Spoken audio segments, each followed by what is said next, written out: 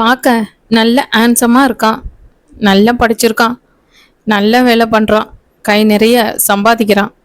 அவள் தங்கச்சியும் கல்யாணம் பண்ணி போயிடுச்சு. சொந்தமாக பெரிய பங்களா மாதிரி வீடு இருக்குது. அதான் மேரேஜுக்கு பண்ணிக்க ஒத்துக்கிட்டேன். மற்றபடி அவன் மேலே எனக்கு ஒன்றும் பெரிய இன்ட்ரெஸ்ட் எல்லாம் இல்லை. கல்யாணம் பண்ணிக்கிட்டு வந்ததும் வேலையாக அவன் அப்பனையும் ஆத்தாளையும் அடித்து துரத்தணும். அப்புறம் அவன் தங்கச்சிய அவன்கிட்ட அண்டை விடக்கூடாது. அவன் சம்பாதிக்கிறத என்கிட்ட தான் கொடுக்கணும். அவன் ஏடிஎம் கார்டு கிரெடிட் கார்டு ரெண்டையும் பிடுங்கிக்குவேன். ஐயா நம்மளை கேட்காம எந்த செலவும் பண்ணக்கூடாது. டோட்டல் கண்ட்ரோல் என்கிட்ட தான் இருக்கணும் என்றாள் அவள். ஏய், அம்மா அப்பாவை துரத்திட்டேனா வீட்டில் எவண்டி வேலையெல்லாம் பண்ணுவான்? அவங்கள துரத்தாத, உனக்கு சமைக்க வேற தெரியாது என்றாள் அவளுடைய தோழி. டே, அவ போயிட்டு வரேன்னு சொல்றா, அவளை பார்த்து பதில் சொல்லி அனுப்புடா, அவனுடைய அப்பா கடிந்து கொண்டார். வேறு வழியின்றி அவள் முகத்தை பார்த்தான். இவன் பார்த்ததும் அவள் கண்களில் ஒரு மயக்கம், நாணம், மகிழ்ச்சி, பயம் என்று எல்லா உணர்ச்சிகளும் கலவையாய் வந்தது. அழகாய் புன்னகைத்தாள். அதிலிருந்த ஏதோ ஒன்றினால் வசீகரிக்கப்பட்டான். அவனால் தன் கண்களை அவளை விட்டு எடுக்கவே முடியவில்லை.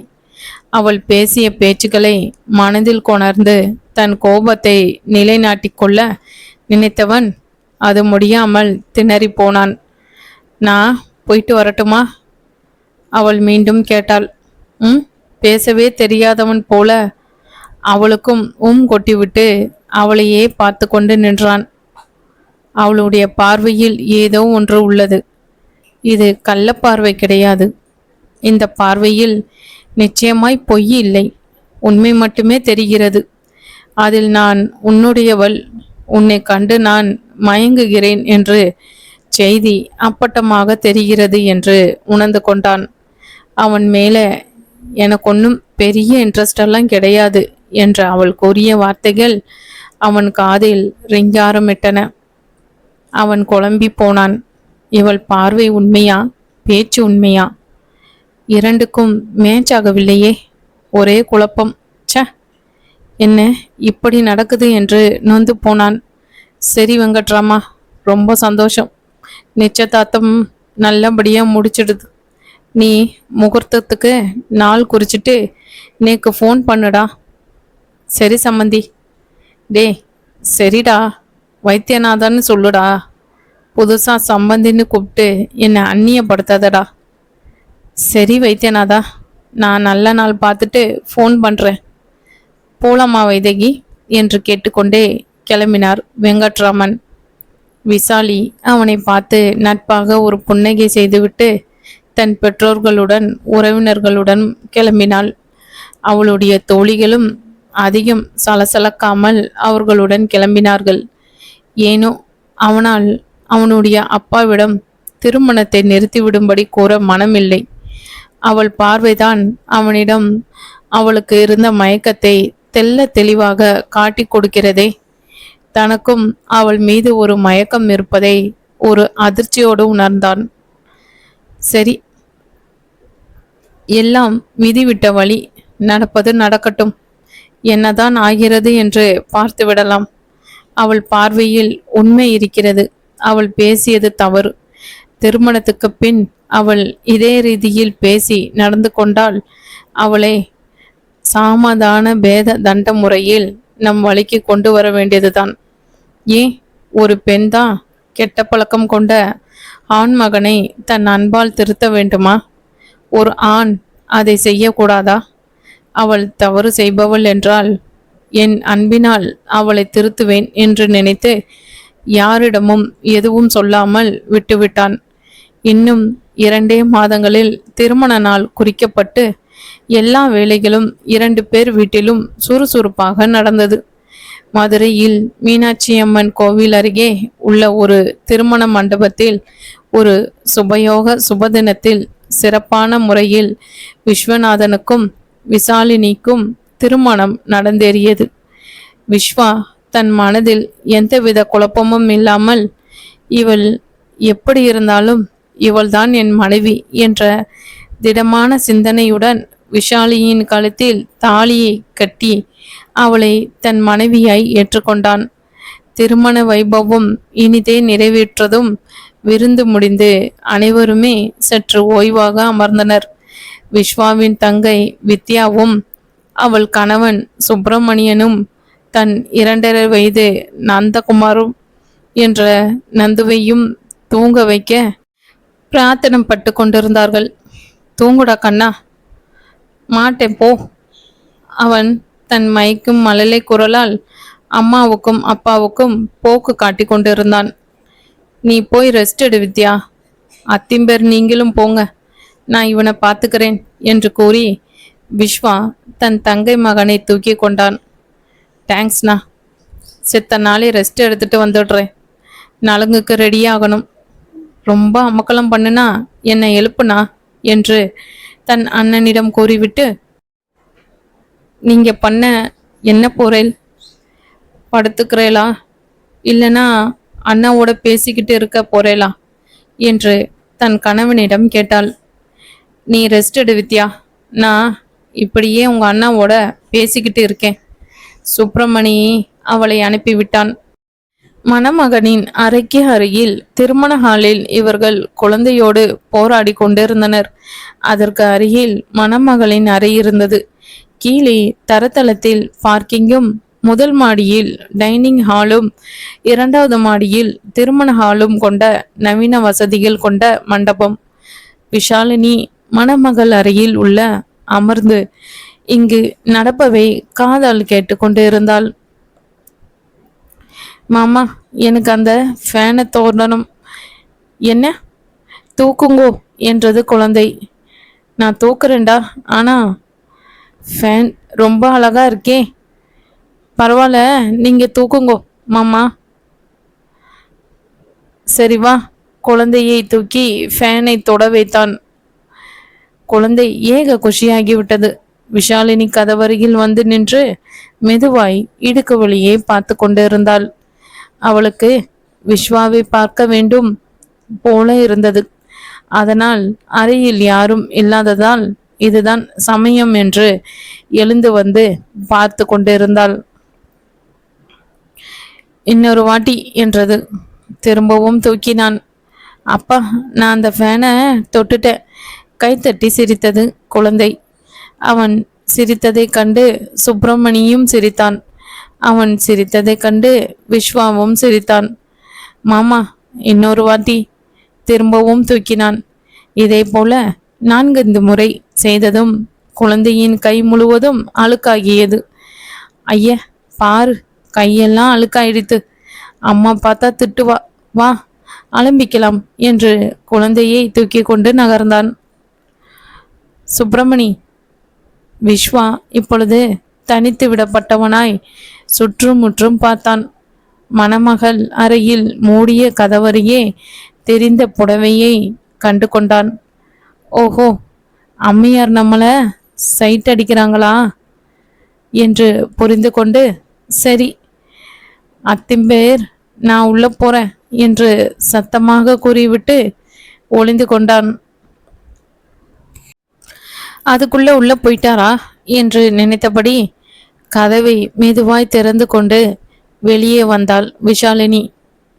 எந்த ரூம் பக்கம் போயிருப்பார்? அவள் அந்த ஹால் முழுக்க கண்களால் துளவினாள். அப்பொழுது அவள் பின்னாலிலிருந்து என்று சத்தம் செய்தான் விஸ்வா. தூக்கி வாரி போட திரும்பினாள். அவனை கண்டதும் விதிர் விதித்து போனாள். நெடுங்கியவளை கைப்பிடித்து அங்கிருந்த சேரில் அமர வைத்து தானும் மற்றொரு சேரில் அமர்ந்தான். யாரை தேடி வந்த? அவளையே பார்த்தபடி கேட்டான். இல்ல, யாரையும் தேடல என்று கூறினாள். என்ன தானே தேடுன? அவன் பார்வையில் கண்டுபிடித்து விட்டு வெற்றி இருந்தது. இல்லையே, மெல்லிய குரலில் கூறினாள். பொய்யே சொல்லக்கூடாது. எனக்கு பொய் பேசுறவள கண்டாலே பிடிக்காது. வந்து சும்மாதான். நீங்க நந்துவோட விளையாண்டுட்டு இருந்தீங்கல்ல, பார்க்கறதுக்கு நன்னா இருந்தது. அதான் வேறு வழியின்றி ஒத்துக்கொண்டாள். அவன் எம்மை கொட்டக்கூட தோன்றாமல் அவளுடைய முகத்தையே பார்த்தான். இன்னைக்கு காலையில நீ மடிசார்ல ரொம்ப அழகா இருந்த, அப்படியே கொழுவு கும்பொம்மை மாதிரி என்றான். செல்லம்மாய் சினுங்கினாலும் அவள் அதை ரசித்தாள். அவள் முகத்தின் சிவப்பு அவளை காட்டி கொடுத்தது. அவன் அதை கண்டு கொண்டான். நீங்க தூங்கலையா? அவள் பேச்சை அவனுக்கு புரியாது. நீ ஏன் தூங்கல? இல்ல, எனக்கு மத்தியானத்தில் தூங்கி பழக்கம் இல்லை. எனக்கும் தான். அதான் என்ன வேலை செய்யறதுன்னு புரியாம நந்துவோட ஆடிண்டு இருந்தேன். நந்து சமத்தில்ல. படிச்சுட்டி. அவனை சமாளிக்க முடியாம தான் வித்யா போராடின்னு இருக்கா. விஷாலி, விஷாலி. விஷாலியின் அத்தை மங்களம் அவளை கூப்பிட்டு கொண்டே மாடி ஏறி வந்தாள். ஐயோ, அத்தை கூப்பிடுறா.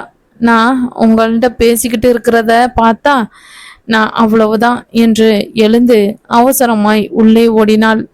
அவன் கொஞ்சம் ஏமாற்றமாய் உணர்ந்தாலும் சிரித்து கொண்டான். மாப்பிளையா, என்ன இங்க தனியா உட்கார்ந்துட்டு இருக்கேன் என்று கேட்டபடி வந்தாள் அந்த அத்தை. இல்ல, நந்துவோட விளையாண்டுட்டு இருந்தேன். அவன் கையெல்லாம் அழுக்காயிடுத்து. அத்திம்பேர் அவனை தூக்கிட்டு போயிருக்கார்.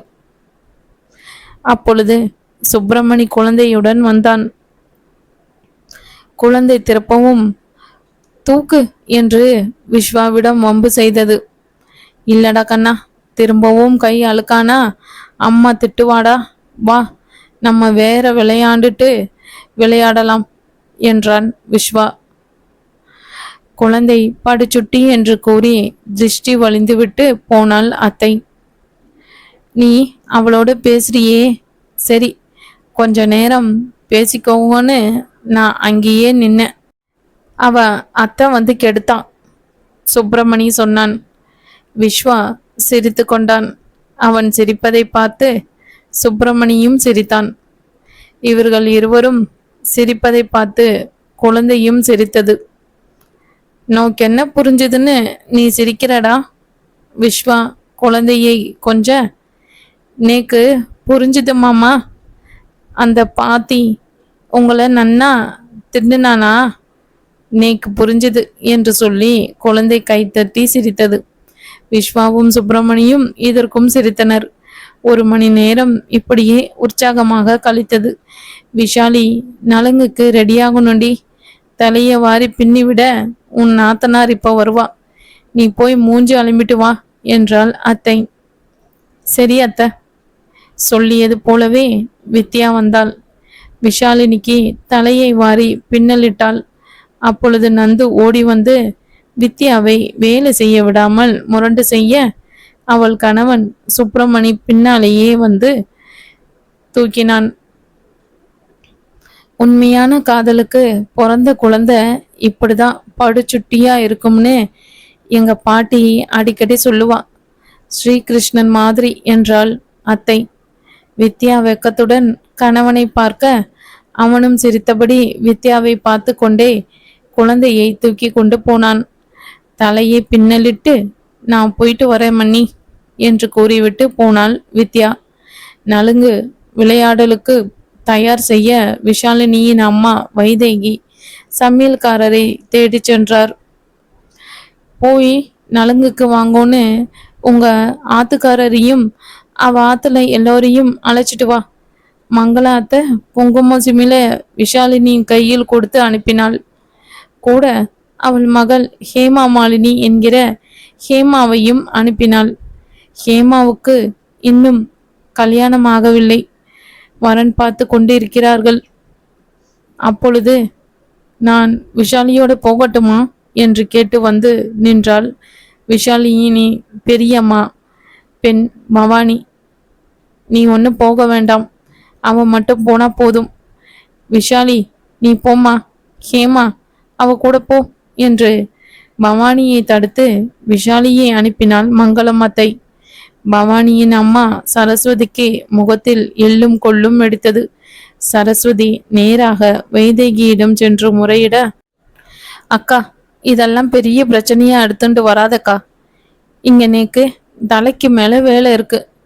முடிஞ்சா உதவி பண்ணு, முடியலன்னா போய் உட்காரு. வந்து அவ சரியில்லை இவ சரியில்லைன்னு குத்தம் சொல்லிட்டு உபத்திரவம் பண்ணாத நறுக்கென்று சொல்லிவிட்டு தன் வேலையை பார்க்க போனாள் வைதகி. அதற்கும் சரஸ்வதி கோபப்பட்டாள். ஆனால் அதை வெளியில் காட்டிக்கொள்ள முடியாமல் மனதுக்குள் கோபப்பட்டாள். அவ நாத்தனார்கிட்ட ஒரு வார்த்தை ஏன்னு கேட்க மாட்டா. என்ன துரத்துறதுலயே குறியா இருக்கான். எல்லாம் என் நேரம். என் பொண்ணு இந்த விஷாலி கழுதையோட பெரியவ. என் பொண்ணுக்கு இன்னும் கல்யாணம் கூடி வரல. அதுக்குள்ள இவ பொண்ணுக்கு கல்யாணம் ஆயிடுத்துல. அதான் இவ இந்த அலட்டுறான் என்று நினைத்தபடி அங்கிருந்து நகர்ந்தாள். மங்களமத்தை சொல்லி கொடுத்தபடி விஷாலி சென்று அனைவரையும் குங்குமம் கொடுத்து நலுங்குக்கு வாங்கோ என்று அழைத்தாள். எங்க நலுங்கு? எத்தனை மணிக்கு? சீப் கெஸ்ட் யாரு என்றெல்லாம் விஷாலியை வம்புக்கு செய்த நலுங்குக்கு வருவதாக கூறி அனுப்பினான் விஸ்வா. நலுங்கின் போது பவானி விஸ்வாவின் அருகே அமர முற்பட மங்களமத்தை இதை பார்த்து சரியில்லையே என்று மனதில் எண்ணியபடியே சரஸ்வதியை அழைத்தாள். தப்பா எடுத்துக்காத சச்சு, என் தம்பிக்கு திடீர்னு கொஞ்சம் பணம் உடை ஒரு 50,000 குறையுது. இந்த மண்டபத்துக்கு நாளைக்கு செட்டில் பண்ணணும். உங்ககிட்ட கேட்க வைதகி சங்கோச்சப்படுறா. நான் தான் நம்ம சச்சு இதெல்லாம் மனசுல வச்சுக்காம ஹெல்ப் பண்ணுவான்னு சொன்னேன். நீ உன் தங்கைக்கு ஹெல்ப் பண்ணுவதானே என்று கேட்டாள். இல்லை மாமி, இப்போ எங்க பவானி கல்யாண பேச்சுவார்த்தை நடந்துட்டு இருக்கு. திடீர்னு ஃபிக்ஸ் ஆயிட்டா நான் எங்க போவேன்? நீங்க இந்த நேரத்துல வந்து இப்படி கேட்டா நான் எங்க போவேன் என்று கலண்டு கொண்டாள். அதற்கு மேல் அங்கு நிற்க அவள் என்ன பைத்தியமா? தன் மகளை அழைத்து கொண்டு கிளம்பினாள். நலுங்கு மட்டும் பார்த்துட்டு வந்துடுறேம்மா என்று பவானி கூற, சரிடி, நலுங்கு முடிஞ்சதும் கிளம்பணும், முரண்டு பின்னாம வா என்று கூறிவிட்டு சரஸ்வதி சென்று தன் பைகளை அடுக்கத் தொடங்கினாள். பவானி திரும்பவும் விஸ்வாவின் அருகில் அமர முனைய அங்கே சற்றென்று மங்களமத்தை அமர்ந்து விட்டாள். அவனுக்கு மற்றொரு பக்கத்தில் ஏற்கனவே வித்யா அமர்ந்திருந்தாள். அதனால் என்ன என்று பேசாமல் கிடைத்த இடத்தில் அமர்ந்தாள். நலுங்கு ஆரம்பித்து ஸ்டம்தாய சடங்குகள் முடிந்து ஒரு வழியாக இருவரையும் ஒன்றாக அமர்த்தி ஆர்த்தி சுற்றி முடித்தனர். இதற்கு மேல் பொறுக்க மாட்டாமல், நாங்க சித்த நாளி பேசிக்கிட்டு இருக்கோம் ப்ளீஸ் என்று கூறிவிட்டு விஷாலினியின் கையை பிடித்து திருமண ஹாலின் ஓரமாய் போய் 2 சேர்களை எடுத்து போட்டுக்கொண்டு அமர்ந்து விட்டான் விஸ்வா. விஷாலி வெக்கத்தோடு அவனுடன் வந்து அமர்ந்தாள். நம்மள இவ பேசவே விட மாட்டேங்கிறாளே. அவள் சன்னமாக சிரித்தாள். என்ன சிரிக்கிற? நீங்க சொல்லிட்டேல், என்னால சொல்ல முடியல. அது சரி, சில நேரத்துல நம்ம பெரிய வார்த்தைக்கு கட்டுப்பட்டு தானே ஆகணும். சாதாரணமா இரு. நீ குனிஞ்சிட்டே இருக்கிறத பார்த்தா நான் ஏதோ உன்கிட்ட வேண்டாதத பேசுறதா அப்பா என்னதான் தப்பா நினைப்பா. அப்புறம் உன்னை உள்ள அனுப்பிடுவா. சரி சொல்லிவிட்டு கொஞ்சம் நிமிர்ந்து அமர்ந்தாள். உங்க அத்தை ஏதோ சொன்னாங்களே. என்ன? கேள்வியாய் அவனை பார்த்தாள். ஏன், உனக்கு தெரியாதா? இல்ல, எதை பத்தி? இன்னும் புரியாமல் அவன் முகத்தை பார்த்தாள். அவன் முகத்தில் இருந்த புன்னகையிலா ஆண்மை கலந்த கம்பீரத்தால் கலையான தோற்றத்திலா எதிலோ அவள் மனம் சிக்கி கொண்டது. அவளால் அவனை பார்க்கவும் முடியவில்லை, பார்க்காமல் இருக்கவும் முடியவில்லை. அவனை பார்க்காமல் பார்த்தாள்.